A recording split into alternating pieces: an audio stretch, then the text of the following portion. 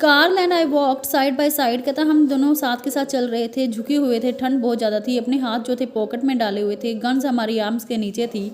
और जैसे ही हम जो है किनारे पर पहुंचे मार्श के, तो जो है entered one of the lens of dry industries, और हम ड्राई जगह से उसमें एंटर कर गए। तो क्या है, कहता है कि our elbows which touch the long ribbon like lips left a side noise behind us, कहता है कि वहाँ पर काफ़ी सारे लंबे लंबे मतलब कि लीव्स थे, पत्ते थे, जिससे में हमारी जो बाजुएं थी वो टकरा रही थी और एक आवाज़ निकाल रही थी। Suddenly at the turn of one of the lanes I saw the hut which had been constructed और टू शेल्टर अस, मैंने वहाँ पर देखा कि एक हट बनाई हुई थी हमारे बैठने के लिए, वहाँ पर रुकने के लिए। आई वेंट इन, मैं वहाँ उसके अंदर चला गया। But it was so terribly cold, लेकिन बहुत ज़्यादा ठंड थी, बहुत ठंडा था। And I began to cough, और मैं खांसने लगा। My cousin Carl felt uneasy for me, वो थोड़ा सा मेरे लिए दुखी हुआ। And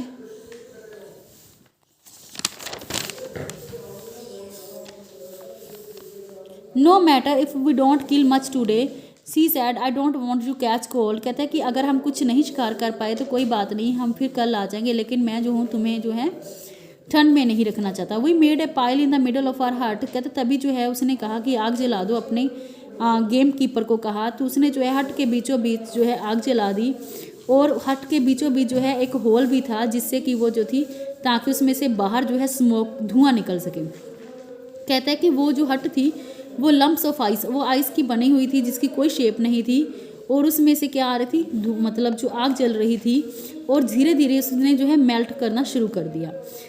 Karl who had gone outside, Carl जो कि बाहर आ गया था, कोल्ड आउट टू मी, उसने मुझे भी बाहर बुला लिया। कम एंड लुक हेयर, कि बाहर आओ और देखो। I went out of the हट and was struck with astonish, मैं बड़ा ही हैरान हो गया। आर हट इन द शेप ऑफ ए कोन, एक कोन की तरह मेरी जो हट थी वो बनी हुई थी, देखो जी सामने बेटा।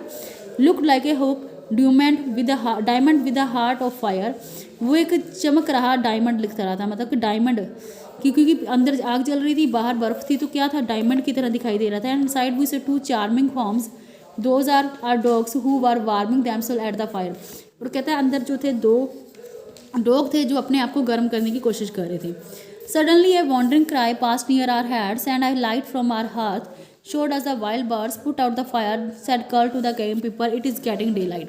तभी अचानक जो कहता है कि मुझे मेरे हमारे सिर के ऊपर से कुछ गुजरा, तो कहता है कि उसने जो कहा है कि अपने गेम कीपर को कहा कि जल्दी से थोड़ी आग और जला दो, ऐसा लगे कि मतलब रोशनी हो रही है। The sky was beginning to grow pale, थोड़ा सा और स्काई की तरफ जो है पीला, मतलब जैसे आग जलने लगी। Beautiful white ducks started rising from the marshes, white colour की जो डक्स थी वो वहाँ से बाहर निकलने लगी। आफ्टर एवरी फ्यू मिनट्स, हर मिनट के बाद वो जो है स्काई की तरफ जाती एक लंबी लाइन में, और फिर जाकर हॉरिजन में छिप जाती। हॉरिजन मतलब जहाँ की थोड़ी दूरी उड़ते उड़ते चली जाती। A stream of light burst on to into the night, Karl had fired and the two dogs ran forward, Karl जो था वो अभी भी और आग जला रहा था, और दो कुत्ते जो थे वहाँ पर भाग रहे थे।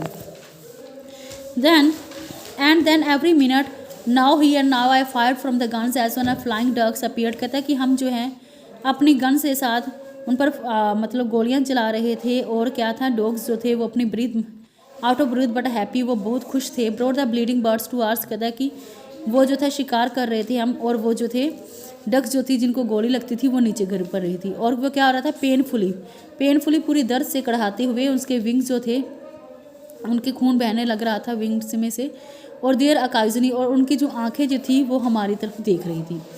द सन हैड राइजन, धीरे धीरे सूरज भी निकलने लगा। It was a bright day with a blue sky, एक सुंदर दिन निकल गया। We were thinking of taking our departure, just then two birds with extended necks and outstretched wings flew rapidly over her heads, तभी जो है अचानक से हमारे ऊपर से दो पक्षी गुजरे।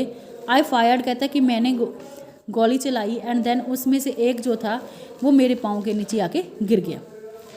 इट वॉज अ टील होता है बेटा एक छोटा सा वाइल्ड डक होती है, उसे कहते हैं। वो कहते हैं कि वो आके गिर गया, कहते हैं कि और then in the blue space above me, और एक ऊपर था मेरे अभी सिर के ऊपर ही था। आई हर्ड अ वॉइस, मैंने आवाज़ सुनी, the voice of A bird, एक पक्षी की आवाज़ थी। It was short repeated hard rending laminate, मतलब कि वो अब करहा रहा था क्योंकि उसका साथी जो था उसकी मौत हो गई थी। कहते उस पक्षी ने जो ऊपर था वो हमारे सिर के ऊपर ही चक्कर लगा रहा था, और अपने डेड कंपेनियन की तरफ ही देख रहा था जो कि मैंने अपने हाथ में पकड़ा हुआ था।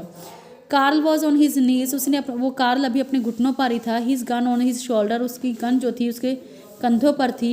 Watching it eagerly until it should be within you have killed the duck he said and the drake will not fly over। उसने कहा कि तुमने जो है मेल डक को मार दिया है, अब जो उसकी फीमेल है वो जो है यहाँ से नहीं जाएगी।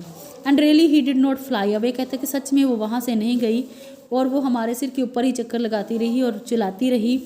और वो जो थी उसकी पेनफुली जो थी आवाज़ थी, मतलब जो क्या थी वो बड़ी दुख से रो रही थी। Occasionally he flew away due to the danger of the gun which followed his movements. Then it would seem to me and had decided to continue his flight alone, but as he could not bear the pain of separation he would return to find his mate। कहता है कि लेकिन वो सिर्फ और सिर्फ danger gun के डर से वो थोड़ी दूर के लिए चलेगी, लेकिन कहते हैं कि इसने निश्चय किया कि वो जो है ज़्यादा दूर अकेली जो है अब ज़िंदगी में उड़ेगी, लेकिन वो इतनी दर्द नहीं सहन कर सकी और उसे पता था कि वो दोबारा जो है फिर अपने मेट को मिलने के लिए आएगी। मतलब उसके दोस्त ने कहा कि हमें जो है उसके कज़न ने कहा था कि हमें जो है ये जो पक्षी है यहीं छोड़कर चले जाना चाहिए। Then leave her to the ground, Karl ने कहा कि इसे भी यहीं पर छोड़ दो और हम जो है कहीं और चलते हैं। And he did indeed come near us by and by, कहते हैं कि वो उतनी देर तक हमारे नज़दीक नहीं आएगी जब तक हम उसके पास बैठे रहेंगे और अपने आप वो वापस चलेगी। लेकिन कार्ल फायर, लेकिन जब वो वापस आई तो कार्ल ने फिर से उस पर फायर किया और वो भी मर गई और वो भी नीचे गिर गई। Then one of the dogs brought it to me, और वो एक कुत्ता जो था वो उसे मेरे पास ले आया। पुट दिस टू इन योर गेम बैग, उसने कार्ल ने मुझे कहा कि इसे अपने गेम बैग में डाल लो, लेकिन कहता कि मैं वैसा नहीं कर पाया। कार्ल जो है अपनी हट की तरफ चला गया चीज़ों को इकट्ठा करने के लिए और कुत्ते भी अपनी पूंछ हिलाते हुए उसके पीछे चले गए।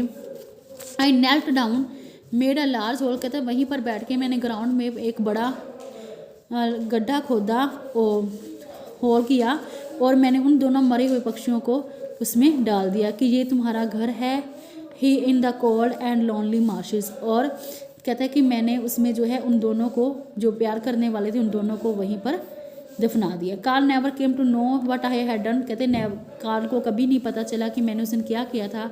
और उसी दिन शाम को जो है मैं वापस अपने पेरिस चला आया। So student, this is your chapter. I hope you have understand and you will do its book work and I will send you its question answer. Thank you. Have a nice day.